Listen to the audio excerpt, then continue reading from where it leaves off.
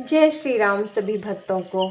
कथा चल रही है कि सीता जी ने नेत्रों के रास्ते से श्री रामचंद्र जी को हृदय में लाकर चतुर शिरोमणि जानकी जी ने पलकों की किवाड़ लगा दिए, अर्थात नेत्रों में मूंदकर उनका ध्यान करने लगी। जब सखियों ने सीता जी को प्रेम के वश जाना तब वे मन में सकुचा गईं, कुछ कह नहीं सकती। उसी समय दोनों भाई लता मंडप में से प्रकट हुए, मानो दो निर्मल चंद्रमा बादलों के पर्दे को हटाकर निकले हों। दोनों सुंदर भाई शोभा की सीमा है, उनकी शरीर की आभा नीले और पीले कमल की सी है। सिर पर सुंदर मोर पंख सुशोभित है, उनके बीच बीच में फूलों की कलियों के गुच्छे लगे हैं। माथे पर तिलक और पसीने की बूंदें शोभायमान हो रही हैं। कानों में सुंदर भूषणों की छवि छाई है, टेढ़ी भौहें और घुंघराले बाल हैं। नए लाल कमल के समान रत्नारे नेत्र हैं। ठोड़ी नाक और लाल बड़े सुंदर हैं। ठोड़ी नाक और गाल बड़े सुंदर हैं और हंसी की शोभा मन को मोल लिए लेती है। मुख की छवि तो मुझसे कही ही नहीं जाती, जिसे देखकर बहुत से कामदेव लजा जाते हैं। वक्ष स्थल पर मणियों की माला है, शंख के सदृश सुंदर गला है। कामदेव के हाथी के बच्चे की सूंड के समान भुजाएं हैं, जो बल की सीमा है। जिसके बाएं हाथ में फूलों सहित दोना है। हे सखी, वह सांवला कुंवर तो बहुत ही सलोना है। के हरि कटिपट पीत धर सुषमा शील निधान, देखी भानु कुल भूषण नहीं बिसरा सखिन अपान।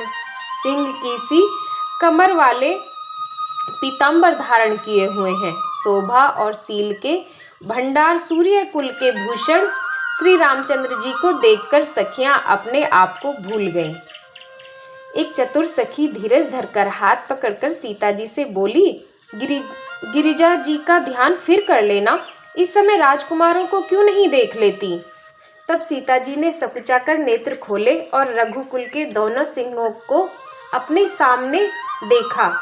नख से शिखा तक श्री रामचंद्र जी की शोभा देखकर और फिर पिता का प्रण याद करके उनका मन बहुत क्षुब्ध हो गया।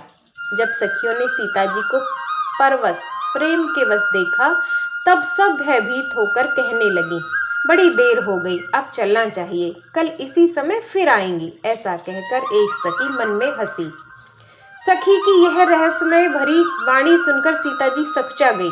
देर हो गई जान उन्हें माता का भय लगा। बहुत धीरज धरकर वे श्री रामचंद्र जी को हृदय में ले आईं और उनका ध्यान करती हुई अपने को पिता के अधीन जानकर लौट चली। मृग पक्षी और वृक्षों को देखने के बहाने सीता जी बार बार घूम जाती हैं और श्री राम जी की छवि देखकर उनका प्रेम कम नहीं बढ़ रहा, अर्थात बहुत बढ़ता जाता है। शिव जी के धनुष को कठोर जानकर वे विषुरती मन में विलाप करती हुई हृदय में श्री रामचंद्र जी की सांवली मूर्ति को रखकर चली। शिव जी के धनुष की कठोरता का स्मरण आने से उन्हें चिंता होती थी कि ये सुकुमार रघुनाथ जी उसे कैसे तोड़ेंगे। पिता के प्रण की स्मृति से उनके हृदय में क्षोभ था, इसलिए मन में विलाप करने लगी।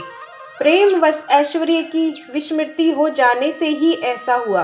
फिर भगवान के बल का स्मरण आते ही वे हर्षित हो गईं और सांवली छवि को हृदय में धारण करके चली।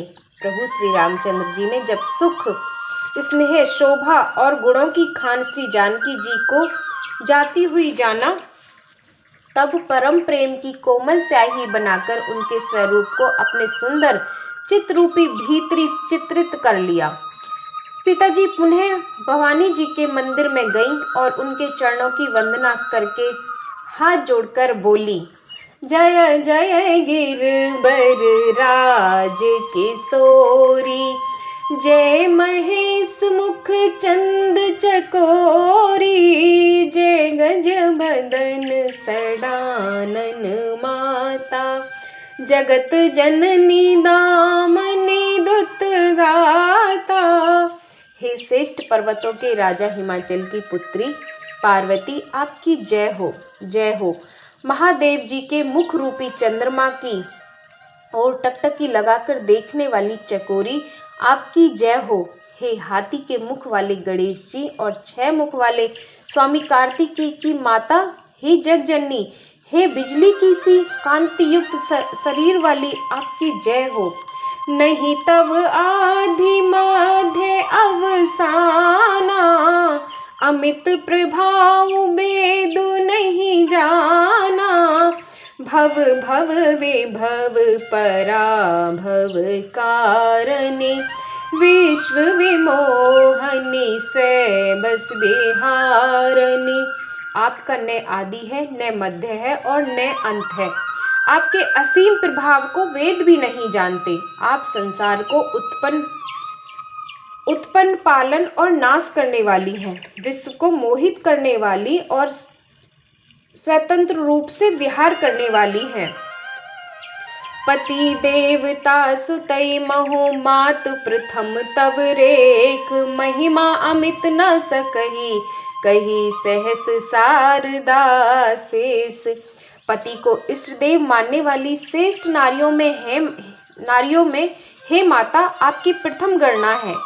आपकी अपार महिमा को हजार सरस्वती और शेष जी भी नहीं कह सकते। सेवत तो ही सुलभ फलचारी, बरदायनी पुरारी पियारी, देवी पूज पद कमल तुम्हारी, सुर नर मुनि सब होई सुखारे। हे वर देने वाली, हे त्रिपुर के शत्रु शिवजी की प्रिय पत्नी, आपकी सेवा करने से चारों फल सुलभ हो जाते हैं। हे देवी, आपके चरण कमलों की पूजा करके देवता, मनुष्य और मुनि सभी सुखी हो जाते हैं।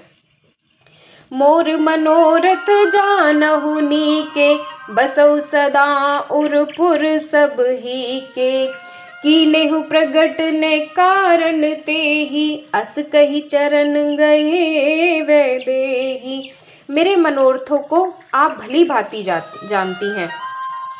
मेरे मनोरथ को आप भली भांति जानती हैं, क्योंकि आप सदा सबके हृदय रूपी नगरी में निवास करती हैं। इसी कारण मैंने उसको प्रकट नहीं किया। ऐसा कहकर जानकी जी ने उनके चरण पकड़ लिए। बिने प्रेम बस भई भवानी, खसी माल मूर्ति मुस्कानी, सादर सिए प्रसाद सिर धरेउ, बोली गोरी हर्ष हिये भरेउ। गिरिजा जी सीता जी के विनय और प्रेम के वश में हो गईं। उनके गले की माला खिसक पड़ी और मूर्ति मुस्कुराई। सीता जी ने आदर पूर्वक उस प्रसाद को सिर पर धारण किया। गौरी जी का हृदय हर्ष से भर गया और वह बोली, सुन सिया सत्य आशीष हमारी, पूजहि मन कामना तुम्हारी। नारद बचन सदा सची साचा, सोवर मिलहि जाहि मनोराचा। हे सीता, हमारी सच्ची आशीष सुनो, तुम्हारी मन कामना पूरी होगी। नारद जी का वचन सदा पवित्र, संशय भ्रम आदि दोषों से रहित और सत्य है। जिसमें तुम्हारा मन अनुरुक्त हो गया है, वही वर तुमको मिलेगा। जय श्री सीताराम सभी भक्तों को।